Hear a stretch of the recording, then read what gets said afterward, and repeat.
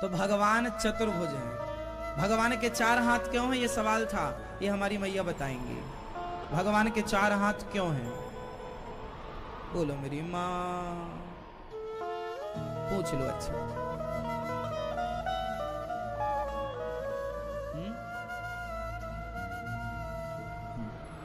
भगवान के 4 हाथ इसलिए हैं क्योंकि युग 4 हैं, सतयुग, त्रेता, द्वापर, कलयुग। तो भगवान ने कहा हम चारों युगों के भक्तों को एक एक हाथ से संभाले रखेंगे।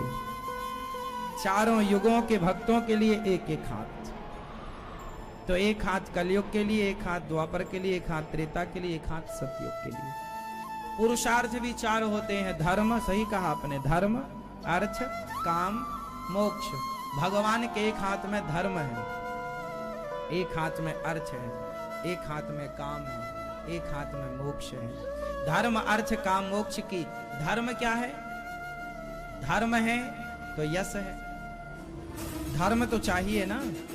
धर्म, अर्थ, अर्थ मतलब पैसा। लक्ष्मी जी भगवान के चरण दबा रही हैं। अब जिन पर कृपा करें भगवान उन्हीं पर कृपा करें लक्ष्मी जी, जिन पर कृपा ना करें भगवान उन पर क्या कृपा करें लक्ष्मी जी। अकेले लक्ष्मी जी की पूजा मत किया करो। बताओ लक्ष्मी जी का वाहन क्या है? हाँ मैया, लक्ष्मी जी का वाहन क्या है? आप बताओ। उल्लू, उल्लू, उल्लू बनाया।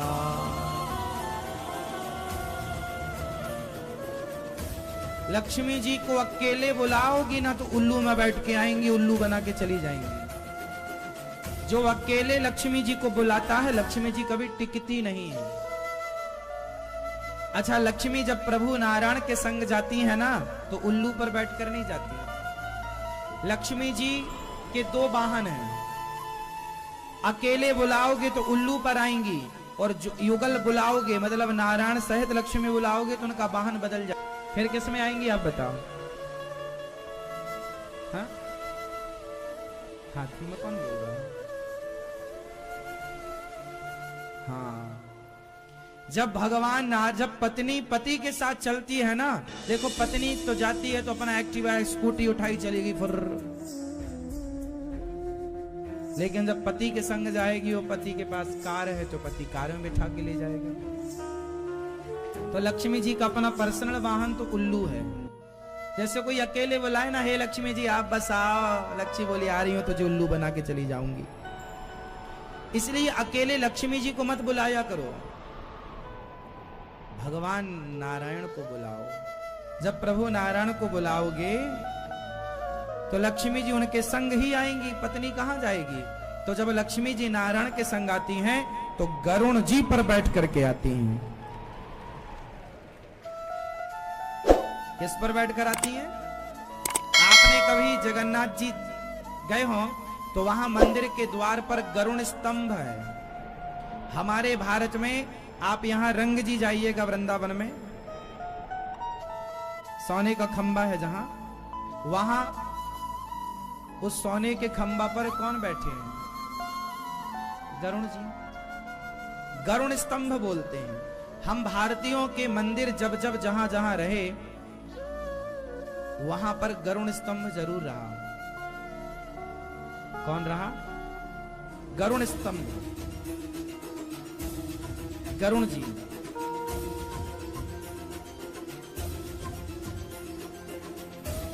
एक तरफ गरुण जी और दूसरी तरफ हनुमान जी। गरुण जी पर सवार होते हैं हमारे भगवान। किस पर सवार होते हैं? और जो लक्ष्मी भगवान नारायण के संग गरुण में बैठकर आती हैं, वो आती तो हैं पर कभी जाती नहीं है, रह जाती हैं। और जो लक्ष्मी उल्लू पर बैठकर आती हैं वो जल्दी भाग जाती हैं। इसलिए अकेले लक्ष्मी की उपासना नहीं, प्रभु नारायण की।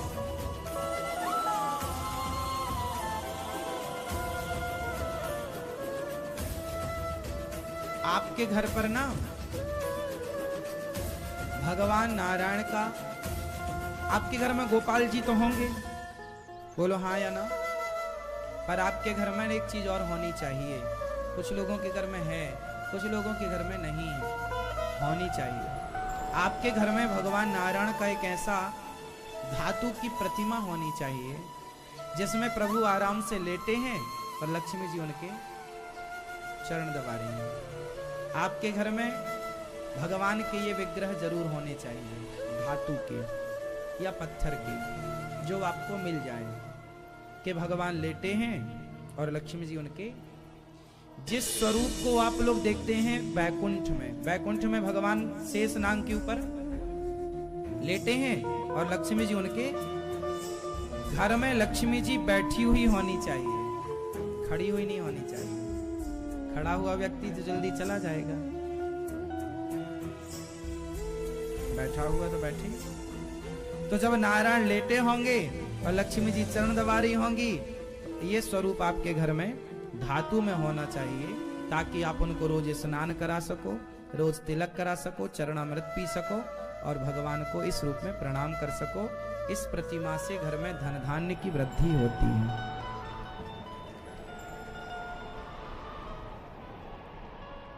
ये आपके घर में होने चाहिए, जिन्हें बोलते हैं श्रीमन नारायण, लक्ष्मी नारायण। हमारे घर में क्या होने चाहिए? लक्ष्मी नारायण भगवान, लक्ष्मी जी चरण दबाते हुए, ताकि वो आपके घर पे ही बैठ के दबाएं, फिर उन्हें कहीं जाए। दोनों पति पत्नी होंगे तो कहीं भटकने की जरूरत ही नहीं। आपके घर कोई फिर वो अपना ठिकाना बनाए, मैया यहीं रहो, उनकी प्रॉपर पूजा करो। भगवान श्रीमन नारायण को रोज नहलाओ, उनको लक्ष्मी मैया को नहलाओ। अच्छा ये बताओ, मैंने पहले भी कई बार आपको बताया है, इस संसार की सबसे पहली प्रतिमा कौन सी है? इस संसार की सबसे पहली मूर्ति कौन सी है? हमने कई बार आपको बताया कौन सी है संसार की सबसे पहले। कोई आपसे सवाल कर ले कि दुनिया की सबसे पहली मूर्ति कौन सी है, सृष्टि की सबसे पहली प्रतिमा, मूर्ति पूजा जब स्टार्ट हुई तो पहली मूर्ति कौन थी और वो कहां है? और आपको आश्चर्य होगा, इस संसार की वो पहली प्रतिमा आज भी है और आज भी पूजा हो रही है। बताओ कौन?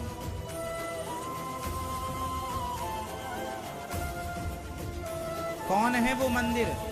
बताओ हमारे देश में वो कौन सा मंदिर है जिस मंदिर में इस संसार की पहली प्रतिमा विद्यमान है, पहले ठाकुर विद्यमान है? बताओ।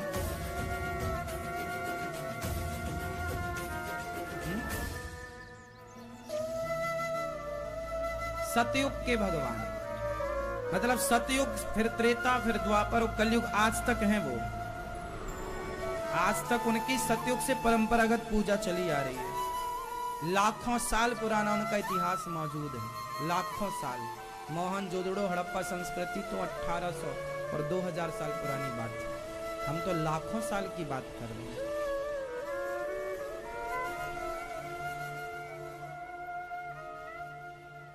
कौन है वो पहली प्रतिमा?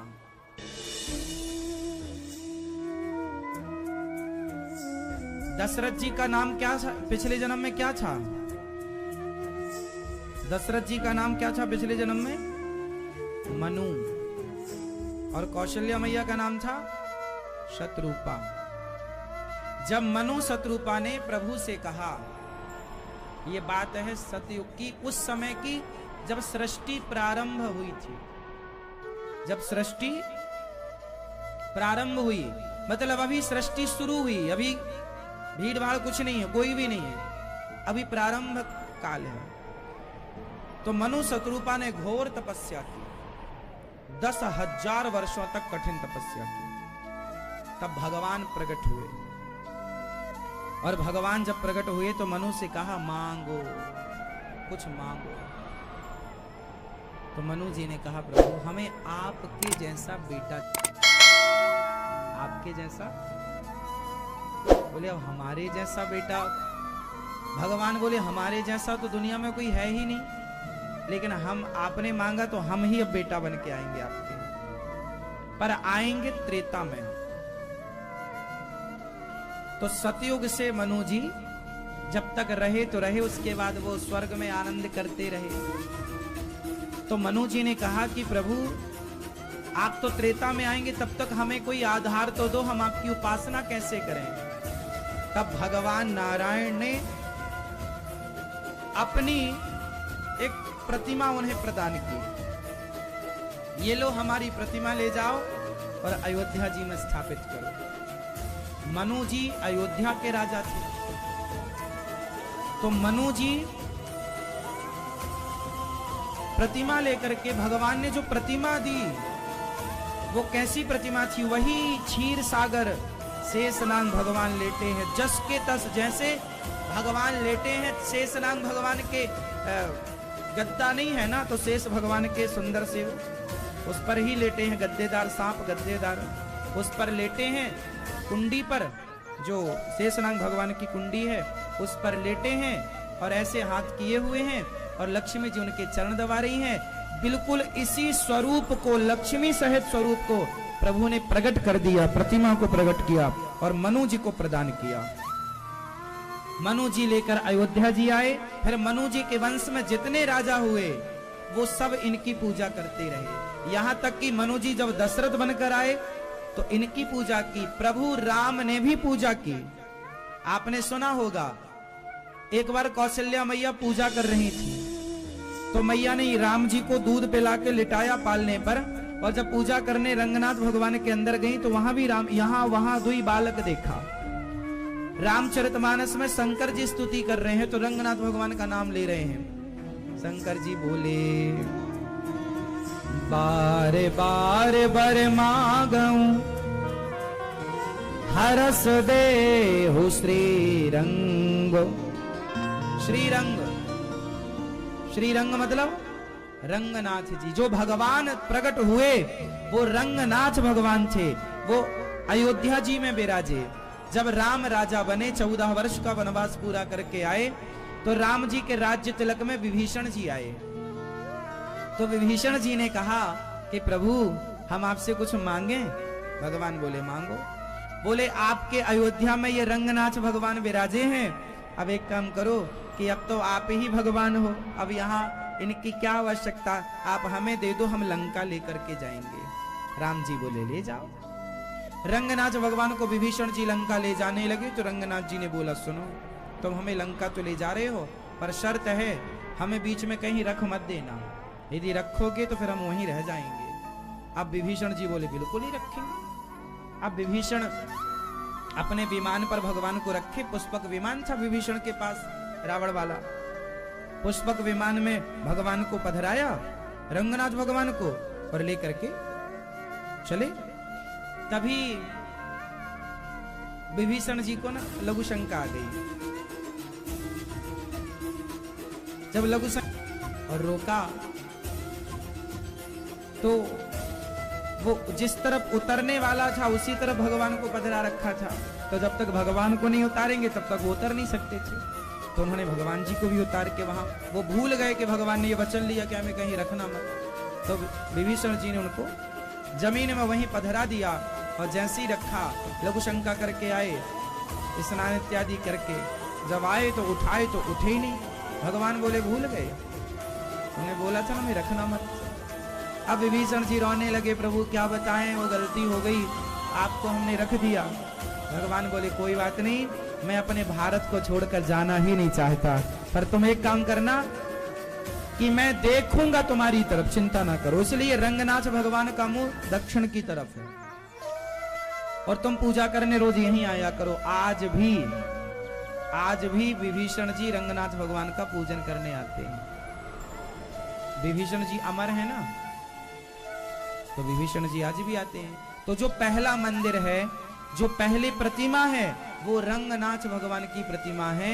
ये देखिए, टीवी पर आप देख सकते हैं, ये रंगनाथ भगवान है, ये रंगनाथ भगवान है, टीवी पर आप देखिए, ये रंगनाथ भगवान है लेटे हुए। तो भगवान विराजे हैं, ये रंगनाथ भगवान है। श्री रंगम, गोदावरी नदी के तट पर आज भी मंदिर है। श्री रंगम। अभी राम जी की प्रतिष्ठा के पहले मोदी जी भी गए थे वहां दर्शन करने श्री रंगम। आप कभी दक्षिण जाओ ना तो सब जगह जाओ। कहां कहां जाओ? जैसे आप लोग रामेश्वरम जाते हैं, रामेश्वरम के पास ही है श्री रंगम। फिर वहीं पास में तिरुपति बालाजी हैं। तिरुपति बालाजी, श्री रंगम, रंगनाथ जी और शिव जी रामेश्वरम। ये तीनों दक्षिण में ही हैं और 300 किलोमीटर की दूरी पर हैं। लगभग कंफर्म हम नहीं कह सकते, लगभग 300 किलोमीटर, 350 किलोमीटर की दूरी है। ये दास दर्शन किया है तीनों स्थानों का। तो वहां पर रंगनाथ भगवान है। रंगनाथ भगवान की बहुत महिमा है।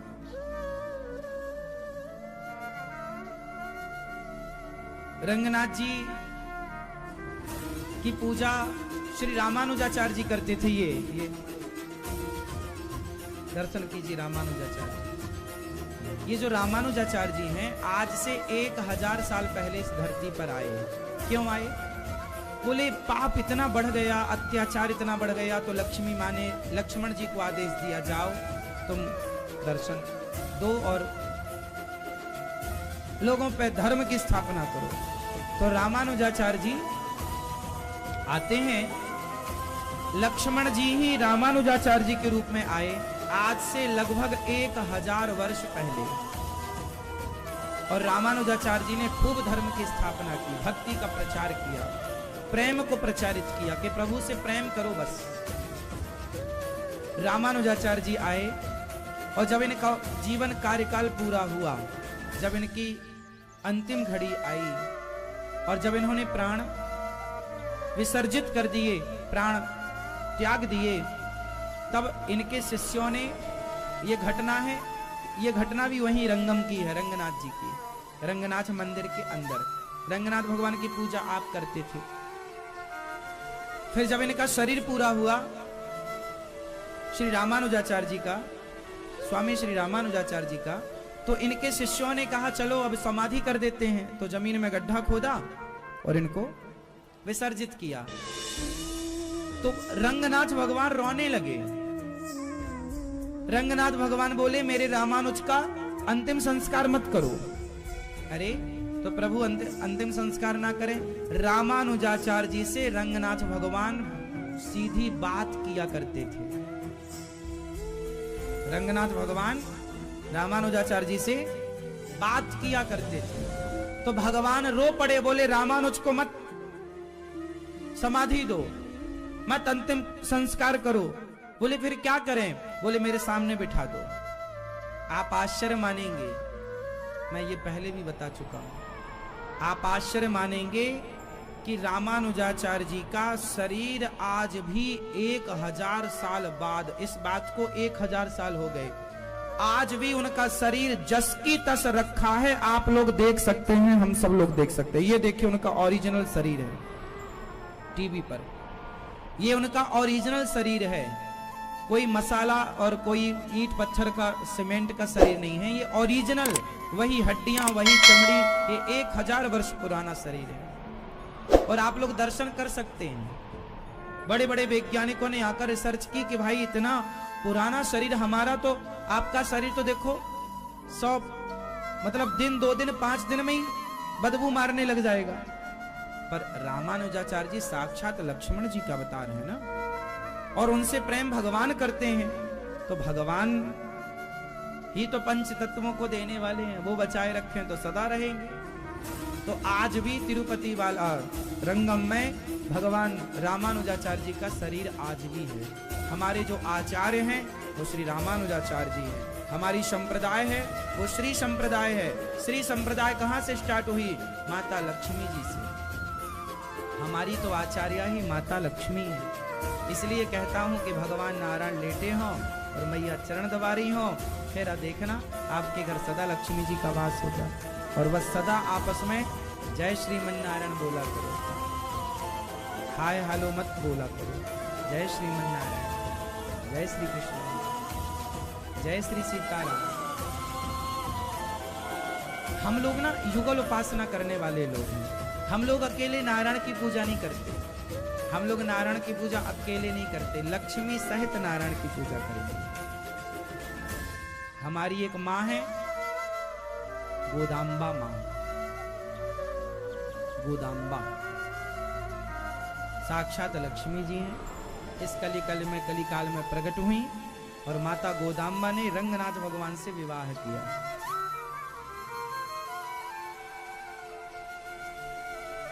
इनके पिताजी पुष्प गूथा करते थे भगवान रंगनाथ जी के लिए।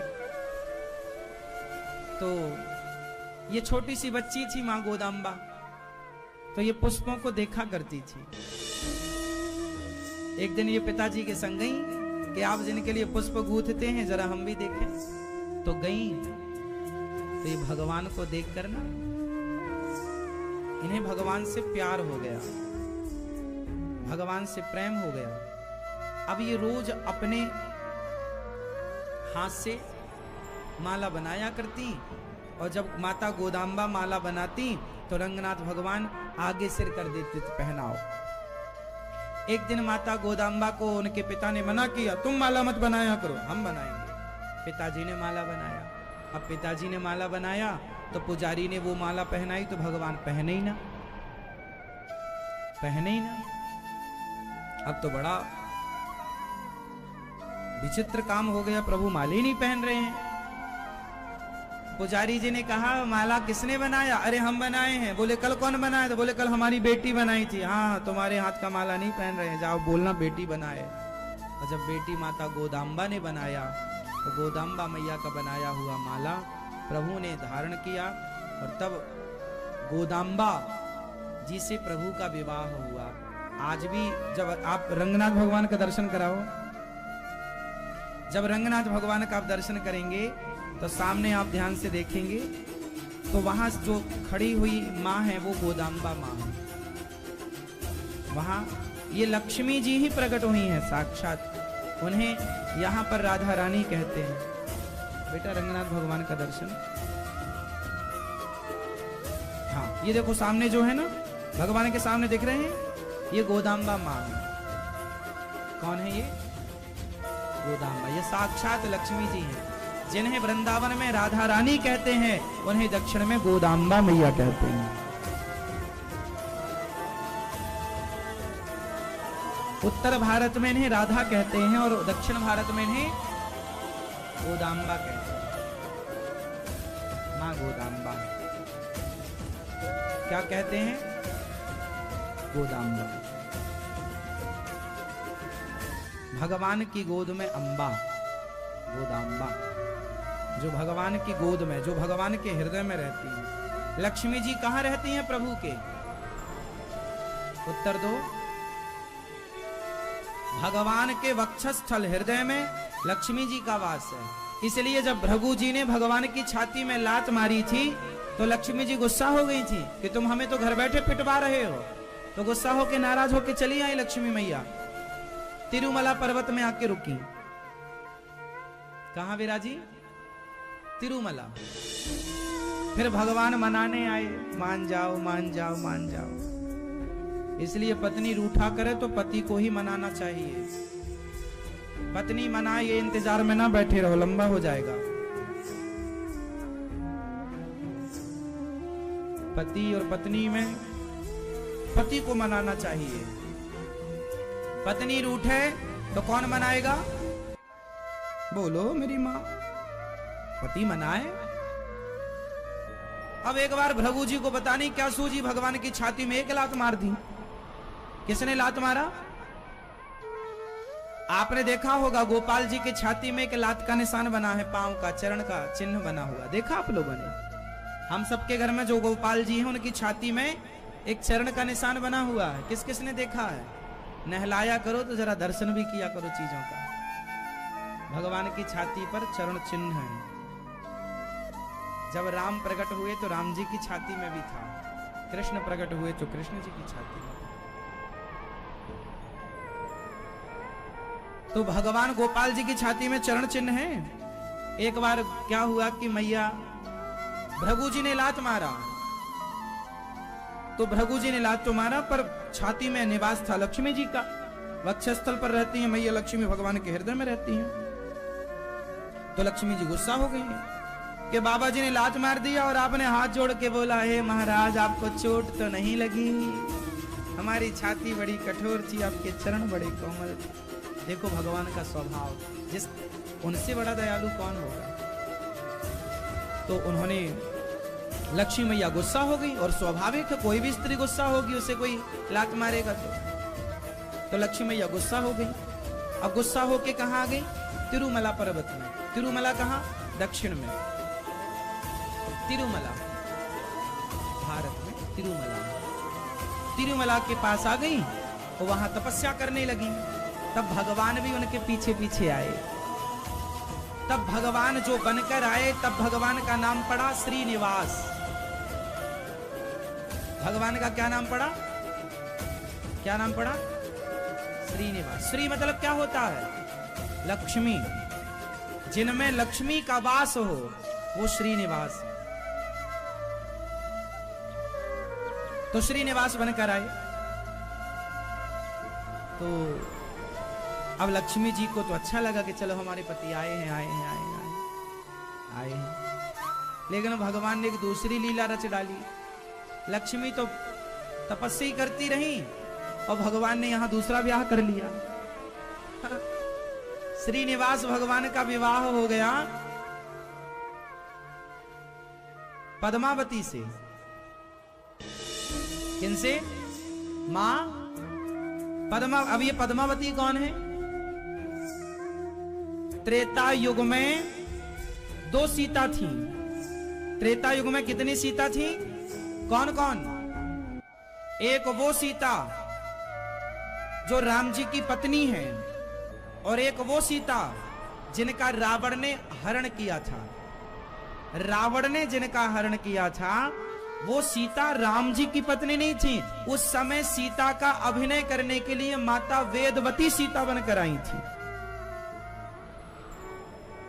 कौन सीता बनकर आई? माता वेदवती। ये वेदवती कौन है? ये ब्रह्मा जी की पुत्री हैं। ये राम जी को पति रूप में चाहती थी कि राम मुझे पति रूप में मिले, लेकिन राम जी का विवाह सीता मैया से हो गया। तो अब इन्होंने कहा हमसे विवाह कैसे करेंगे? तो राम जी ने कहा कि इस जन्म में थोड़ा हमारी पत्नी का तुम भूमिका निभा देना। असली सीता तो अग्नि में थी। रावण ने जिन सीता का हरण किया वो वेदवती थी, जिसे छाया सीता कहते हैं। उन्हीं को भगवान राम ने वचन दिया कि तुमने मेरी पत्नी का अभिनय इस जन्म में किया है, अगले जन्म में मैं तुमसे विवाह करके तुम्हारी अभिलाषा पूरी करूंगा। वही कलयुग में माता पद्मावती बनकर आई और भगवान श्रीनिवास जी ने उनसे विवाह किया।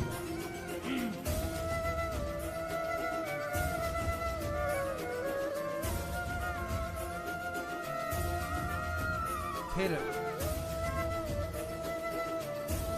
मरी हुई तो काहे मार रहे हो अपनी मां को? मम्मी का मतलब होता है मरी हुई बॉडी को तेल में डुबा के रखा जाए कि बॉडी खराब ना होए, उस प्रोसेस को मम्मी कहते हैं। बॉडी कहाँ है? बोले मम्मी में। मम्मी मतलब मरा हुआ।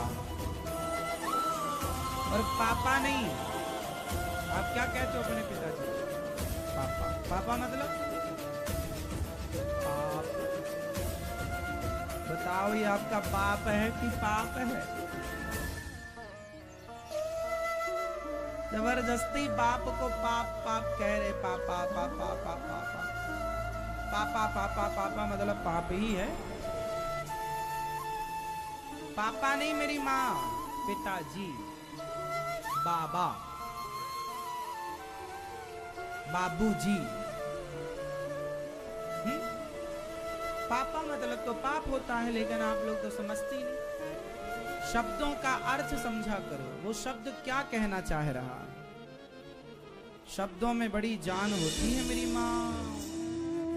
कुछ भी नहीं बोलना चाहिए, कुछ भी नहीं करना चाहिए। शब्द संभाल के बोलिए, शब्द के हाथ न पाओ। एक शब्द औषधि करे, एक शब्द करे घाव। पापा मम्मी नहीं, मैया बाबा। क्या बोलेंगे? मैया। क्या बोलोगी मेरी माँ? अब भगवान और बड़े हुए, ग्वाल वालों की टीम बनाई और सारे ग्वाल वालों को लेकर भगवान चले चोरी करने। भगवान चोरी करते हैं। बताइए, चोरी करना कोई अच्छा काम है? पर भगवान तो करते हैं। अच्छा, बच्चे तो चोरी करते ही करते हैं खाने पीने की चीजों की। आप में से कितने लोगों ने बचपन में चोरी की है? जो की है वो बताओ। हमने तो की है। जिनने की है वो हाथ उठाएं। की तो जिन्होंने की है वो भगवान कृष्ण की पार्टी में आ जाओ। जिन्होंने नहीं की वो, हम तो कृष्ण की पार्टी वाले लोग हैं। भाई भगवान हमारे चोरी करते हैं मक्खन की। हम लोगों ने भी बचपन में खूब लड्डू चुरा चुरा के खाए हैं, गुड़ चुरा के खा जाएं, शक्कर ही चुरा के खा जाएं।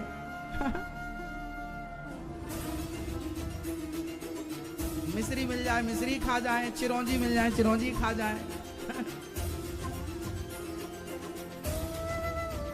बोलो हाँ या ना? अब आप लोग बड़े बन गए, बड़े हो गए हो ना, तो बड़े साधु संत जैसे बन गए। हम लोग भले किए हो, खूब गुड़ चुरा चुरा के खाए हो।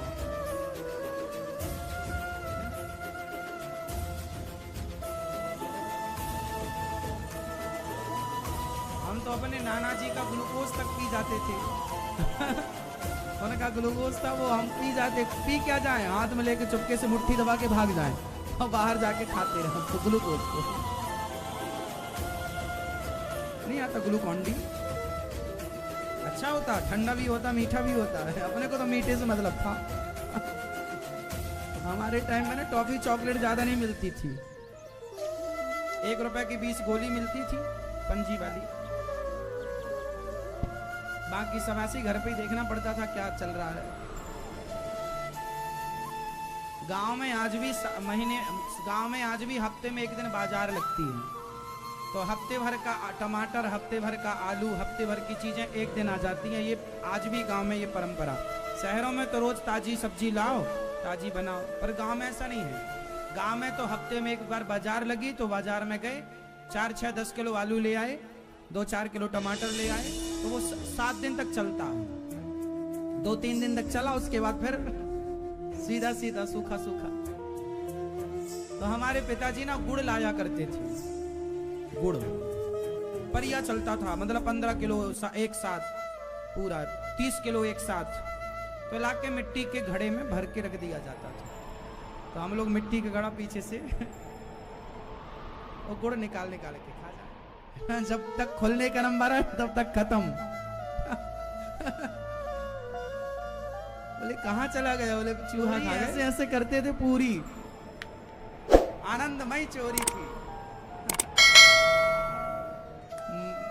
अपने बचपन को याद जरूर करना चाहिए। आप लोग ना जो कहते हमने चोरी वोरी नहीं किया, पर जिंदगी जिया ही नहीं आप लोगों ने। यदि चोरी करके खाए पिए नहीं तो जिंदगी जिया ही नहीं। खूब आम चुरा के खाना। अब अभी जैसे चने का सीजन चल रहा है, पता खेतों में मटर बोया गया, चने बोए गए। हम लोग अभी जाए, अभी हम लोग गांव में होते तो जाते गांव में, किसानों के खेत से चने उखाड़ते, पूरा भूंज लेते और उसी को बुला के खवाते, आजा तुम भी खाओ। उसी किसान को, उसे पता ही नहीं किसके चने उखाड़ लिए। तो हम लोग भी चतुराई से उखाड़ते थे, एक जगह के नहीं उखाड़ते थे। 2 पेड़ यहाँ के उखाड़े, 2 पेड़ आगे के, 2 पेड़ आगे के, 2-4 पेड़ इस खेत के उखाड़े, इकट्ठा कर लिया, बना, उसी को खवाए। पूरा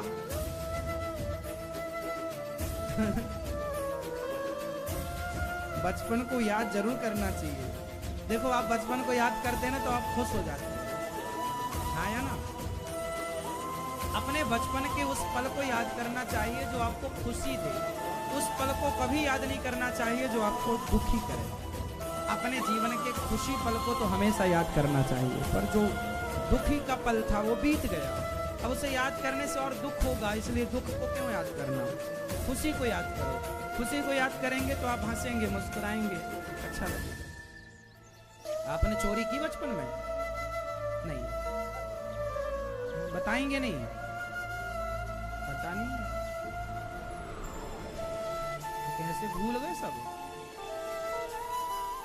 पत्नी है आपकी? अच्छा है, ये ना भूल जाना। बस पत्नी बच्चे याद है, हमें तो अपना बचपन पूरा पूरा याद है। आप में से कितनों को आपका बचपन याद है? अपना बचपन, अपने बचपन का वो खेलना, वो ट्रॉली होती है, ट्रॉली, ट्रैक्टर ट्रॉली नहीं होती। हम लोग ट्रैक्टर ट्रॉली में छुक छुक दाना खेला करते थे, छुक छुक दाना। दूसरे घर जाना, ऐसे खेला करते थे बचपन। मिट्टी के खिलौने बनाया करते थे हम लोग, और मिट्टी के खिलौना खुद बना हम लोग। आजकल तो बच्चों को ना टेडी बियर बाजार में मिल जाता है। आजकल के बच्चों को खिलौने बाजार से मिलते हैं। हम लोग ने बाजार के खिलौनों से नहीं खेलते थे, हम लोग स्वयं खिलौने बनाते थे अपने बाल्यकाल में। क्या बनाते थे? खिलौने मिट्टी के। हम स्वयं पपीहा बनाया करते थे, बजता था वो पपीहा। मिट्टी के तराजू बनाया करते थे। थोड़ा दिया बना लिया, बांध लिया, दिया तौला करते, दिन भर तराजू चलती रहती। दियों, दीपावली आए तो दीपावली में दियों की तराजू बना ले, 3 धागा बांधो, बन गई तराजू, लकड़ी बीच में तौल रहे हैं। तखरिया, तखरिया समझते हो? तखरिया। तो ये बचपन में जो हम लोगों ने खेल खेला है, यही खेल भगवान भी खेलते, क्योंकि भगवान भी पूरा पूरा मनुष्य बनकर आए। इसलिए बच्चे ना ऊधम करें तो करने दिया करो। आजकल की मम्मियां तो बच्चों को ऊधम ही नहीं करने देती। महाराज जी बहुत ऊधम करता हूं, वो ऊधम नहीं करेगा, तुम्हारा बाप ऊधम करेगा। ऊधम करने के दिन उसी के हैं, तुम्हारा ऊधम करने का दिन खत्म। अब तुम्हारे रोने के दिन चालू है, रो आराम से। बच्चों को ऊधम करने दो, खेलने दो, है ना मेरी माँ? बच्चों को ऊधम करने दो, खूब सारा खेलने दो। बच्चों से उनका बचपन ना छीना करो। बच्चों को माँ बाप बहुत टॉर्चर करते, दिन भर बोलते पढ़ो पढ़ो पढ़ो। अरे भगवान थोड़ा खेलने भी तो दो बच्चों को, थोड़ा खेलो, थोड़ा पढ़ो। 8 घंटा खेलो, 8 घंटा पढ़ो, 8 घंटे सो, खा पी के मस्त। हो गए 24। 8 घंटा पढ़ो, कितने घंटा? 8 घंटा पढ़ो, 8 घंटा खेलो, और 8 घंटे तो 8 दिया 24। भगवान ग्वाल वालों की टोली बनाए, चलो चोरी करते हैं। चोरी, एक ग्वाल वाल बोला, बड़ा ईमानदार, जैसे आप लोग बोले नहीं हम चोरी नहीं कर रहे, ऐसे एक ग्वाल वाल बोला नहीं हम चोरी थोड़ी करेंगे, बड़े बाप के बेटे हैं। भगवान बोले तुम बड़े बाप के बेटे हो तो दुबले पतले काय को हो? अरे लाला का बताएं, हमारी मैया सारो मक्खन ले जाए के बाजार में बेच दे। अरे तो भाई से तो हम बोले सारो मैया बाजार में बेच दे, तुम थोड़ी तो खाओ, आओ हमारे संग। अब ग्वाल वालों की टोली बनाई, भगवान संग चले, और चलते चलते भगवान एक गोपी के घर में घुस गए, और गोपी सो रही थी। खर्राटे देकर भगवान चढ़े, ग्वाल वालों के कंधे पर पांव रखा, मटकी पकड़ी, मक्खन निकाला, सबको बांटा।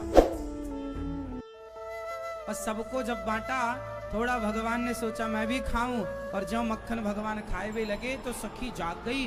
खटपट की बड़ी आवाज आए, अरे भैया चोर घुस गए हो, चोर घुस गए हो, चोर घुस गए हो। सारे ग्वाल वाल तो नीचे से खिसक गए, पर भगवान मटकी पर लटके तो लटके रह गए। भगवान मटकी पकड़े लटके, और नीचे के सारे खिसक गए ग्वाल वाल। अब सखी आई, मैया पकड़ियो चोर। दीपक दीपक जलाया, ओ भैया हमारे घर में चोर। कौन सो चोर है? अरे भैया चोर तो ना है, ये तो नंद को छोरा है। चोरे लाला तू का करे? अरे सखी मैं का बताऊं, आज माखन खाए की नहीं इच्छा है गई, तो तेरे घर से गुजर रहे हो किनारे से, मौको लगो कि सखी के घर में ही माखन खा लूं, मैं तो सबको अपनों घर समझूं। मैं तो सबन के घर को अपनो ही समझूं, या ताई में आए के माखन खाए वे लग गए हो। सखी बोली अभी तेरी मैया से शिकायत करके आऊं। अरे सखी मैया की शिकायत करवे बाद में जइयो, मोको नीचे तो उतार, मैं गिरूंगो पांव में लग जावेगो। अब सखी ने अपना कंधो दे दियो, नीचे उतारे। हाँ सखी अब बोल, चल तेरो हाथ पकड़ के, भगवान का हाथ पकड़ के चली सखी, चल तेरी मैया से शिकायत करूं। हाँ हाँ चल, तेरे बाप से डर लगेगा मोकू, चल। भगवान ने सारो माखन माखन पहुंच करके, मैं तो कह दूंगा मैया से, मैया मैं थोड़ी मक्खन खाओ, मैं तो सबन को खवायो, मैंने मक्खन ना खायो मैया। अरे बड़ी बड़ी बड़ो होशियार हरिश्चंद्र बन तेरी मैया। अब लाला को हाथ पकड़ के लंबो सो घूंघट डाल के सखी चली। गांव की परंपरा है, बहुएं निकलती हैं तो घूंघट डाल के निकलती हैं। अब कन्हैया को हाथ से पकड़ा, घूंघट लंबा, और साड़ी संयोग से उस दिन मोटी वाली पहन रखी, नेट वाली थी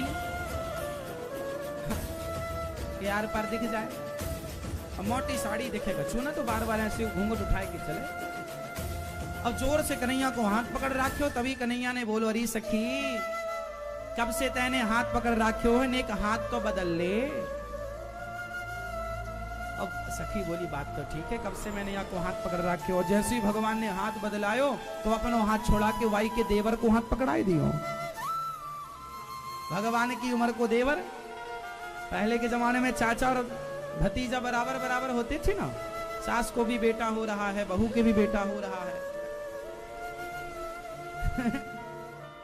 पहले जमाने में ऐसे ही था, हाँ या ना। कई बार तो भतीजा बड़ा था, चाचा छोटा था।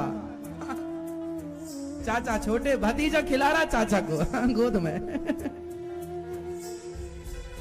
हाँ या ना।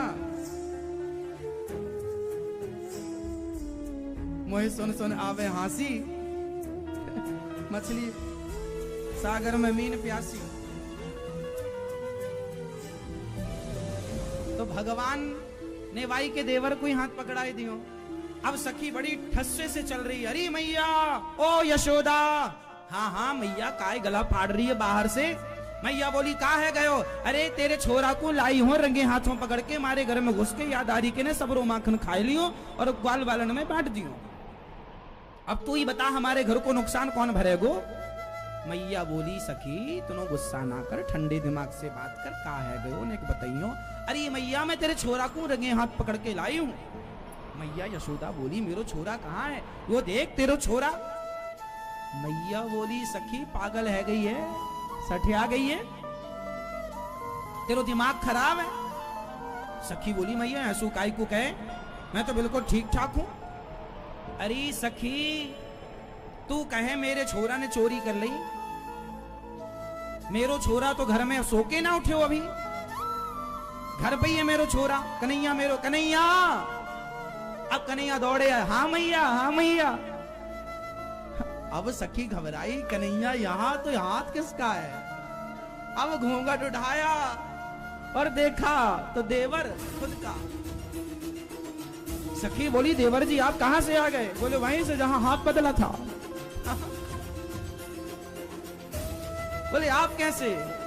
बोले हमें कन्हैया ने बोला कि पार्टी से निकाल देंगे। नहीं तो आओ जल्दी,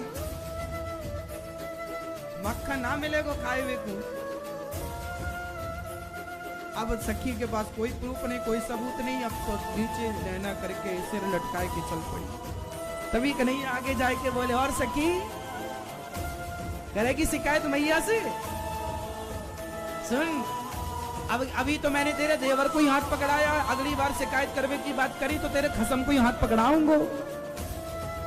तेरे खसम से भी हमारी पूरी दोस्ती है, वह भी मक्खन खाए हमारे संग। ये बाल लीला आनंद भरी बच्चों की लीला। छोटे छोटे बच्चे ना मस्ती करते हैं। अच्छा कई बार ना छोटे छोटे बच्चे बूढ़ों को चिढ़ाते हैं, हाँ या ना। डोकरा बूढ़े आदमी जैसे चलते हैं बच्चे भी वैसे वैसे चलने लगते हैं। तो बूढ़े को क्यों नहीं मुझे चिढ़ा रहा है। कई बूढ़े ना बहुत चिढ़ते हैं बच्चों से, बच्चे चिढ़ाएं तो वो चिढ़ जाते हैं। अरे भैया बच्चे आनंद ले रहे हैं, लेने दो, वो भी खुश तुम भी खुश रहो, चिढ़ते क्यों हो। कुछ लोग ना चिढ़ जाते हैं। चिड़ा बड़ा ना करो, बच्चे अपना आनंद कर रहे हैं, करने दो।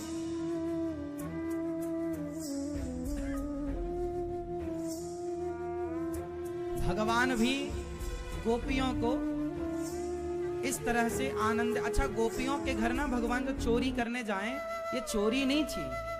बात तो ये थी कि जिस दिन भगवान गोपियों के घर नहीं जाते थे, उस दिन गोपियां शिकायत के बहाने आ जाती, अरे मैया तेरे लाला को लइयो, मैं बाकी सामने ही बाकी शिकायत करूंगी।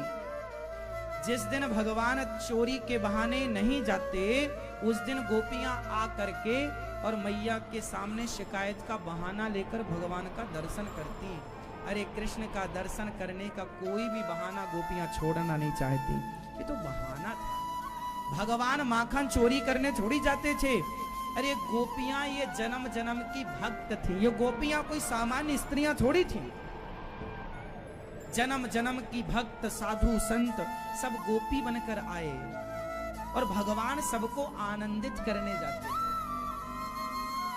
जिसके घर में जाएं वो खुश, और जिसके घर में नहीं जाएं वो बोला करती, कन्हैया कब आओगे हमारे घर।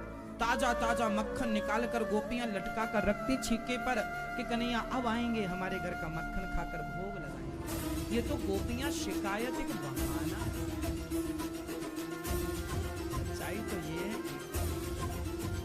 भगवान को देख करके किसका पेट भरता है, ये तो बताओ। जगत के पालनहार हैं, और ये गोपियां, ये यशोदा मैया कोई सामान्य स्त्री थोड़ी है। ब्रजमंडल में जो गोविंद के संगी साथी बने कोई सामान्य थोड़ी है। जन्म जन्म के भक्त जो तप करते हैं, उन सबको भगवान कभी ग्वाला बनाकर, कभी गोपियां बनाकर अपनी लीला में सम्मिलित करते हैं, और गोप ग्वाल बनाकर उन भक्तों के संग ये लीला करते हैं। ये लीला भगवान की भक्तों को सुख देने की लीला है। अच्छा ये बताओ, बच्चे जब शरारत करते हैं, ऊधम करते हैं, तो बच्चों का ऊधम करना, देखो कुछ माँ बाप होते हैं ना गुस्सा होते हैं, गुस्सा नहीं होना चाहिए। बच्चे जब शरारत करें, मस्ती करें, शैतानी करें, तो उनकी उस लीला में कृष्ण का दर्शन करना चाहिए कि ये भगवान भी इस तरह से लीला करते थे, और आनंद लेना चाहिए, सुख। जब बच्चा तोतली भाषा में कुछ कहता है अपनी माँ से या पिता से या दादा से या दादी से, तो दादा दादी माँ बाप बहुत खुश होते हैं। ऐसे ही जो भगवान लीला करते हैं वो भक्तों की खुशी के लिए करते हैं। जैसे बच्चों का बोलना माँ बाप की खुशी उससे बढ़ती है, उसी तरह भगवान की लीला से भक्तों का सुख बढ़ता है। तब की लीला आज तक हमें और आपको सुख देती है। भगवान की वो माखन चोरी, भगवान का वो गैया चराना, वो बांसुरी बजाना, प्रत्येक लीला दिव्य, अद्भुत। इस तरह से कभी बंदरों के संग भगवान खेलने लग जाए, कभी बछड़ों के संग खेलने लग जाए, कभी बूढ़ी मैया के संग खेलने लग जाए। भगवान तो भगवान है, अद्भुत लीला है। एक दिन भगवान ने मिट्टी खाई, मैया यशोदा लाला को लेके यमुना के तट पर गई, भगवान मिट्टी खाए हुए लग गए। मैया बोली, चौरे लाला तने माटी खाई ना? मैया मैंने माटी ना खाई। माटी खाई ना? मैंने माटी ना खाई। मुंह खोल आ। इतने से मुंह में ना पूरा ब्रह्मांड दिखा। इतने से मुख में क्या नजर आया? मैया, ओ मेरी प्यारी माँ। इतने से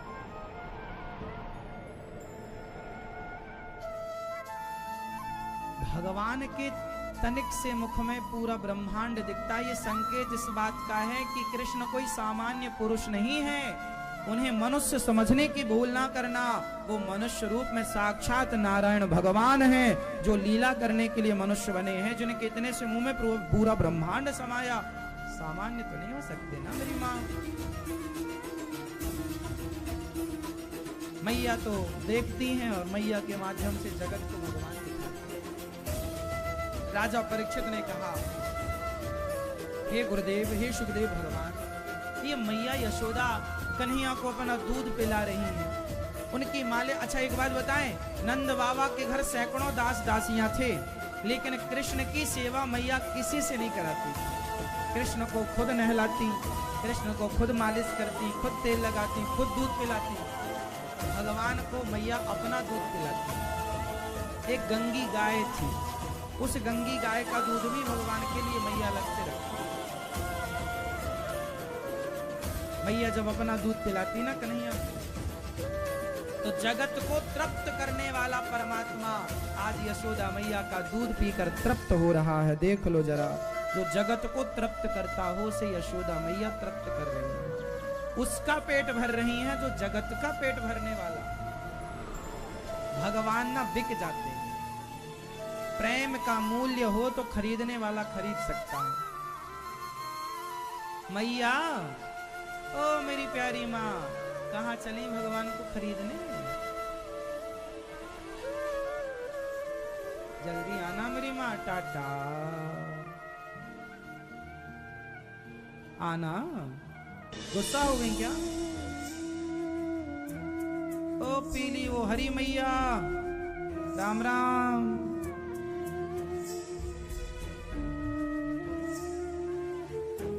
सुनो,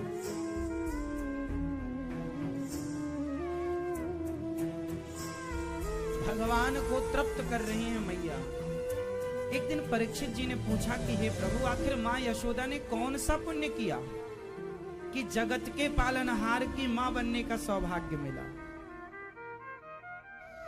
देखो, माएं तो बहुत हैं, पर धन्य है यशोदा मां जो भगवान की मां है। मां तो बहुत हैं, पर धन्य है कौशल्या मां जो भगवान की मां है।